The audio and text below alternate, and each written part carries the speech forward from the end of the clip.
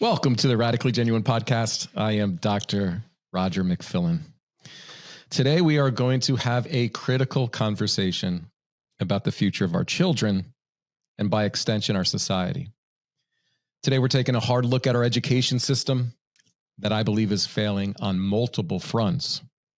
On one hand, we're still struggling with outdated methods that prioritize rote memorization over genuine understanding, critical thinking, problem solving.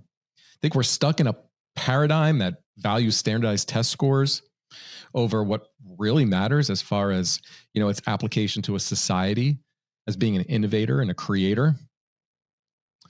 But while we've been focused on many of these long-standing issues, it seems like a new threat has somewhat emerged, certainly more visible over the past 4 or 5 years, but has probably been creeping in to the public education system, as well as the training of teachers for probably a good 20, 25 years or even more. Our schools, intended to be crucibles of free thought and intellectual growth, are increasingly becoming instruments of social engineering. Under the banner of progress, we're seeing the rise of ideological indoctrination that threatens the very essence of independent and critical thought. The result?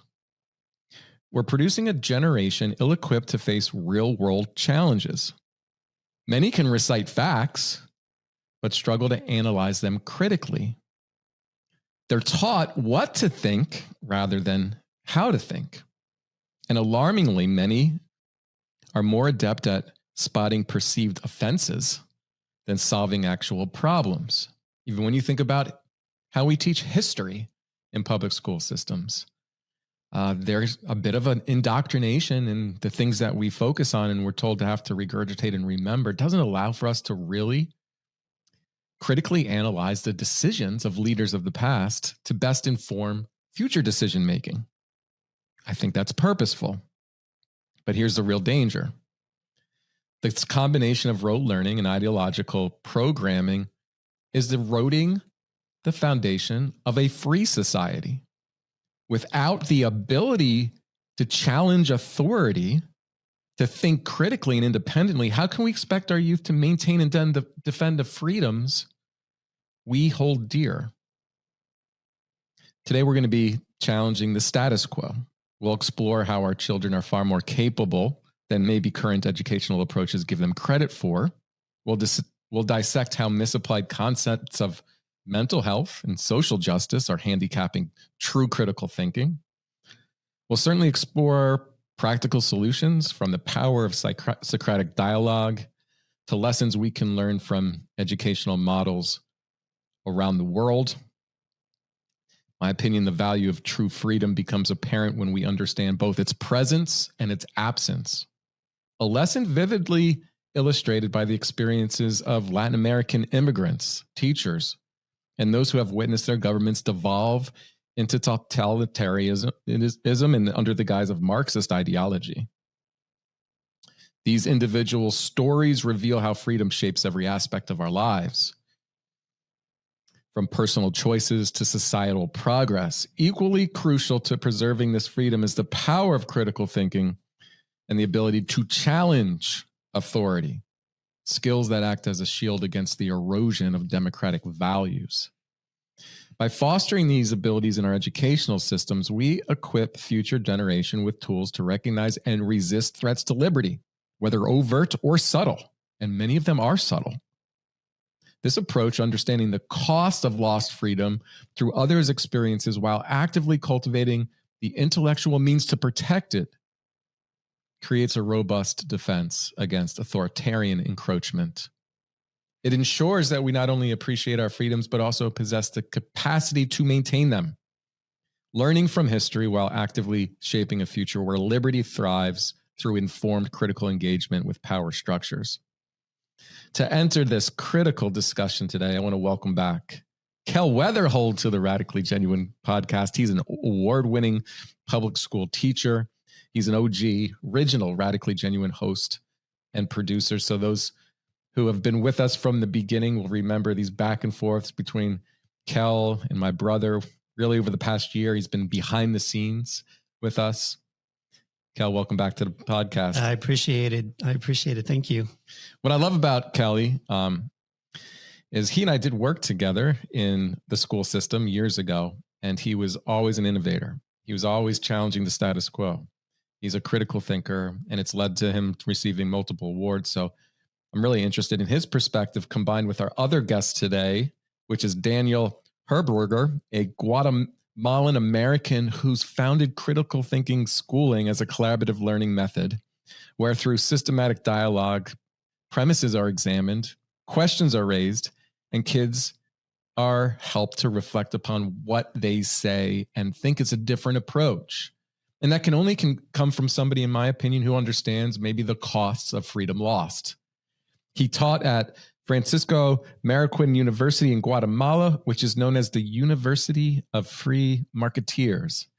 He's been featured on Telemundo and other programs.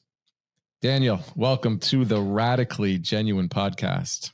Thank you. Thank you, Roger. And thank you, Kel. I'm excited to be here and grateful for the opportunity. Glad to have you here. I want to first identify the problem. I'm going to start with Kel before I bring you in, Daniel.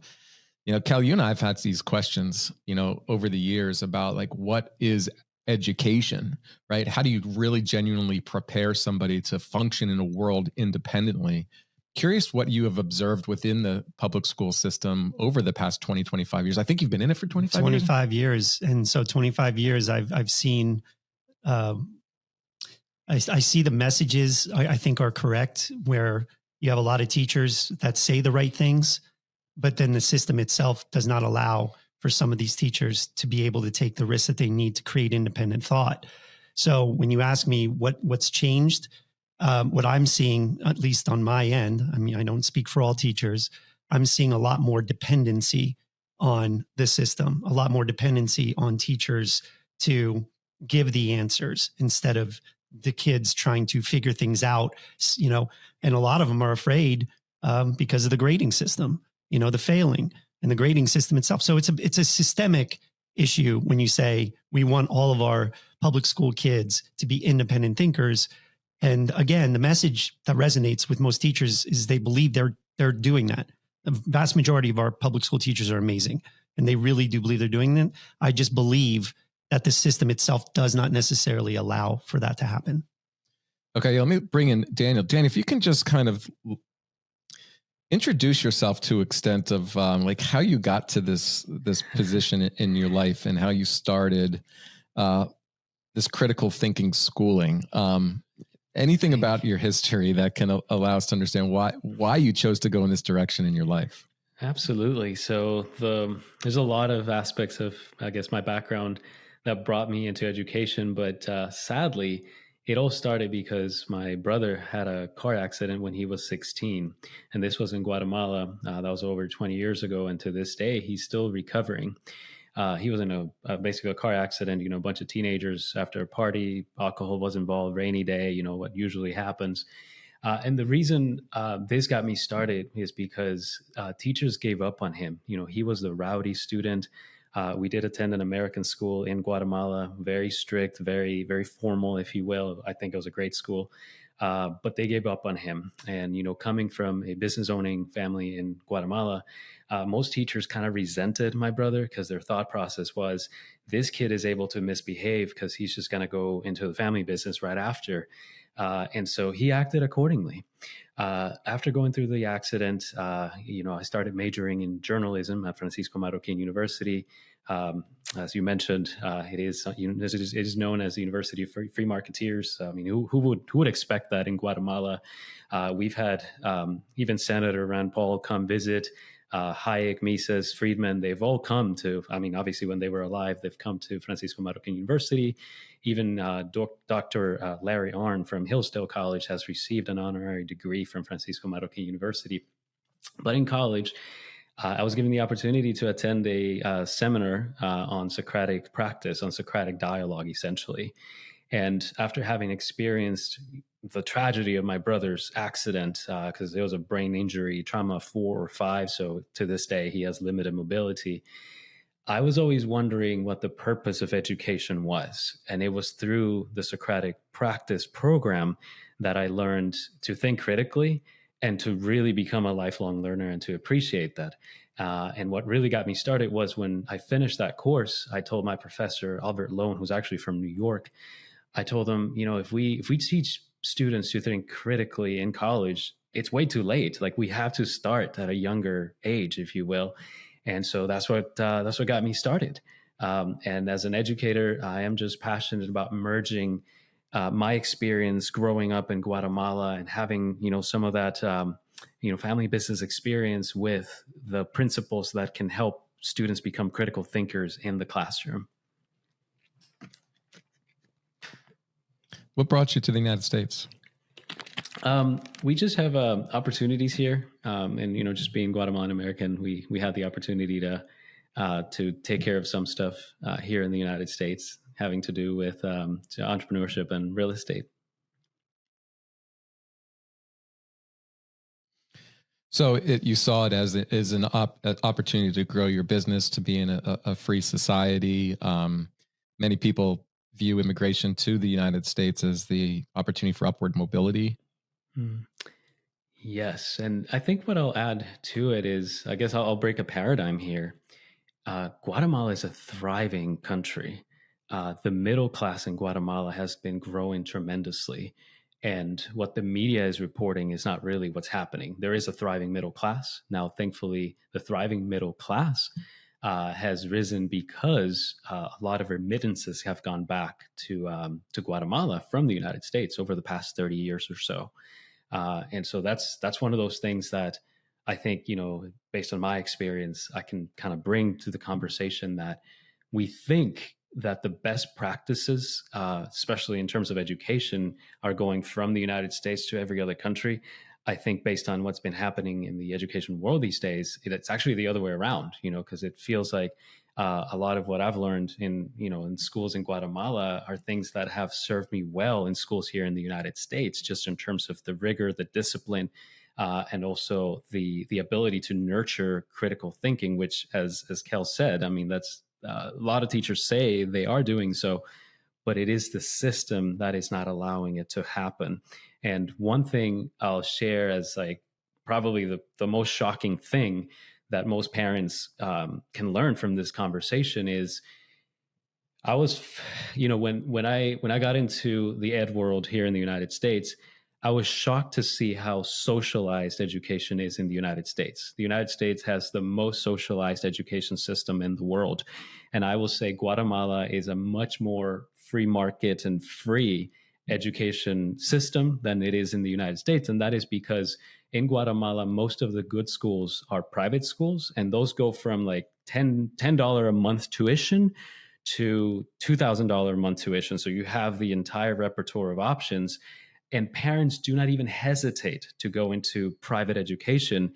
So government is so inefficient in a good way, I guess, that essentially, by being left out, they have lost track of the ability to control schools as much as they do here in the States. So to me, that was an aha moment, just seeing how indoctrinated society is to the idea that teachers have to be certified, the idea that you have to go to a public school. Even me coming in here, having taught for 8 years at the university level, I would tell people, I'm a teacher, I'm a professor. And they would say, but you're not certified by the state of Texas. And so to me, that was a shocker. And that just speaks about how indoctrinated people are. My brother, he's a genius in engineering, running factory lines. He would not be allowed to teach a group of middle school students a class on engineering. Like, no way. And that speaks volumes of what's happening in our education world. Yeah. And in some cases, we're taking individuals that are experts in their field that actually want to help, the youth. And we're saying you can't do it because you have to go through this program. It's sometimes they're 2, 3, 4-year programs just to get a certification. So I'm with you on that. I don't get it. Well, I think it begs the question that is there this illusion of freedom that exists in the United States that's kind of more presented by the media than an actual reality? And so I want to get your thought on this because, I know Central America, Latin America, there's been, various uprisings and political ideologies based on countries with a lot of Marxist, communist, and totalitarian kind of viewpoints. And a lot of people who have had to experience that and understand what a society looks like are now acutely aware of some of the mass conditioning that's happening in the United States. So, Daniel, I want to get your outsider perspective on what you see is currently happening culturally and politically here in the United States.